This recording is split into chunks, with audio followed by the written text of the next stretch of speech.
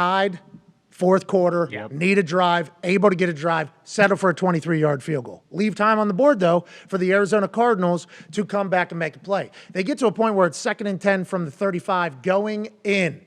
Going in is a big deal because they're already in field goal range, you would assume. 2nd and 10, no timeouts. Kyler Murray goes off script, kind of runs this thing. I assume this is supposed to be maybe draw all the way. Yeah.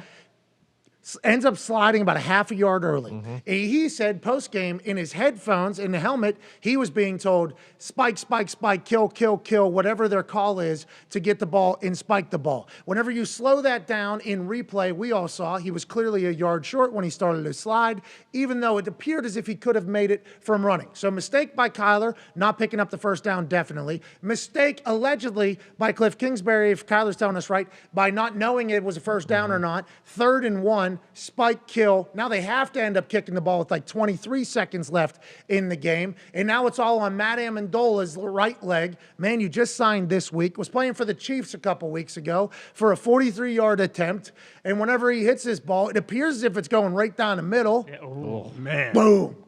Bad right turn. Windy. Now, it's not. Nope, that's in Arizona. That is at altitude. At a higher altitude, the air is thinner. Andy Lee's holding for him. Andy Lee has held for the last 20 years in the NFL. I have no idea why a ball does that. I'm sure Amendola's wondering the same thing. Why can't I catch a fucking break? Is probably what Amendola's saying, because that was clearly going right down the middle. It turns right. But now the conversation is lingering.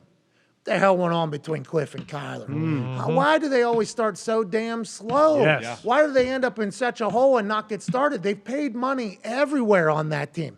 Wide receiver position, they make a massive trade on draft night to bring in Hollywood. He scores, has a game. Quarterback position, they just signed for $200 and some million. They had a clause in it. They took the clause out. We shall see how it goes. That quarterback wore a suit that was fucking electrifying to the game yesterday. On the defensive side of the ball, they bring in J.J. Watt. They lose Chandler Jones, which I think is a big deal. He's at the Raiders. We'll see him tonight. But you still have Budda Baker. You still got guys on that defensive side of the ball. They have Andy Lee punting it. He's been around for 20 years. In theory, that team should be very fucking good. But here we are after a Week 5 game saying the Eagles are fantastic, which they are. There we go, Eagles. But what are the Cardinals? The Cardinals just the same old Cardinals. Is this what it's going to be forever for the Cardinals? And why and how do you think, Ty Schmidt?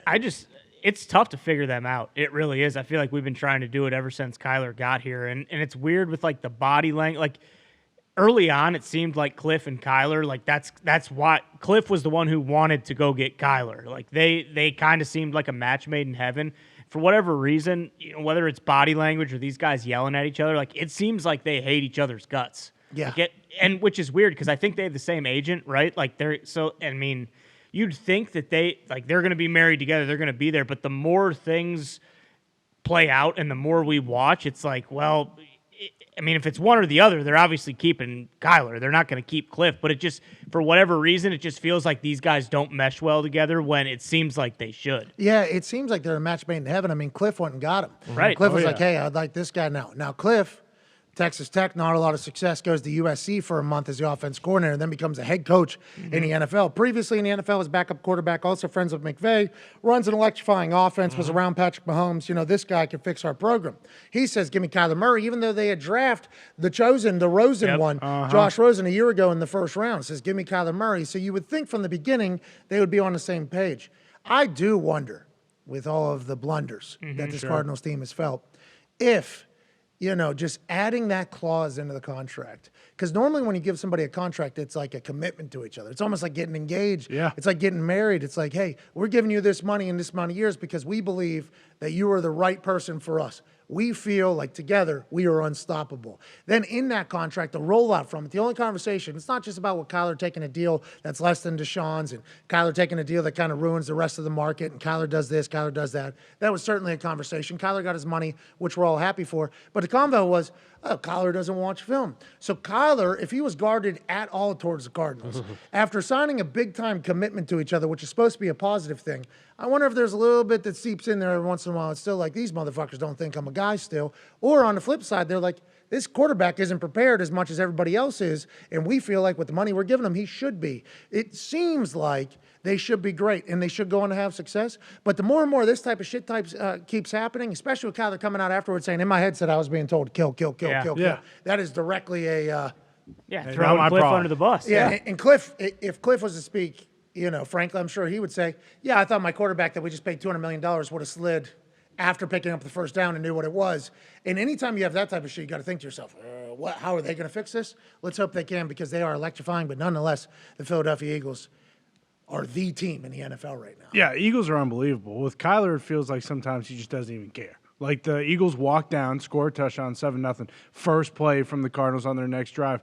Kyler just hucks up a ball and it gets intercepted. Like It was a punt. Yeah, it was a punt, and like it wasn't even as if he did that and then he's pissed off. Like that's the one thing about Matt Ryan. Matt Ryan does something wrong, he's motherfucking himself on the sideline. When Kyler, screws up, he's saying, I heard in my headset, spike it, spike it, spike it, and he's just kind of walking off like, it's football. I guess I just threw an interception, on to the next one. And they're still the worst team in the first half in scoring In the history of the game. In the history of the game, yeah. So are they not prepared going into the game, or are they just like, yeah, let's see what happens, and if we go down, then I'm Kyler Murray, I'll run around and make some plays happen out of nowhere? Or is the coaching like not getting them ready? It doesn't make any sense. I don't know. None of it makes sense. We will say DeAndre Hopkins isn't there. DeAndre Hopkins is a dude. That guy changes the game.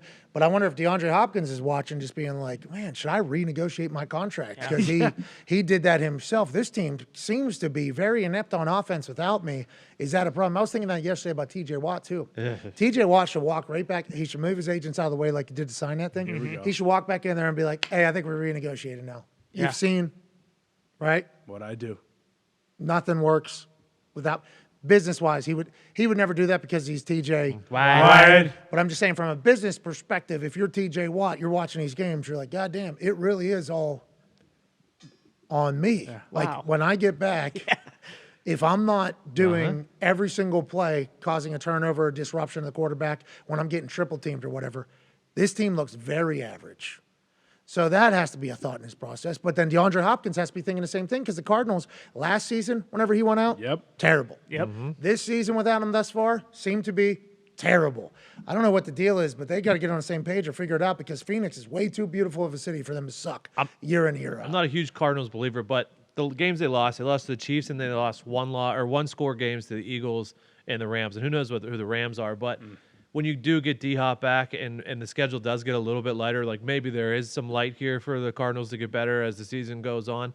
But D-Hop's the guy for sure there. Like him, TJ, like there's a reason why those guys are the highest paid at their position in the league, and that's because they do impact the game every single play and makes the team the team. Yeah, I can't wait to watch D-Hop get back. Remember, we tried to get him for our last college football primetime watch along. Yep. We're not able to reach him. Understandable. He's getting better. That's right. He's going to have to for that Cardinals team.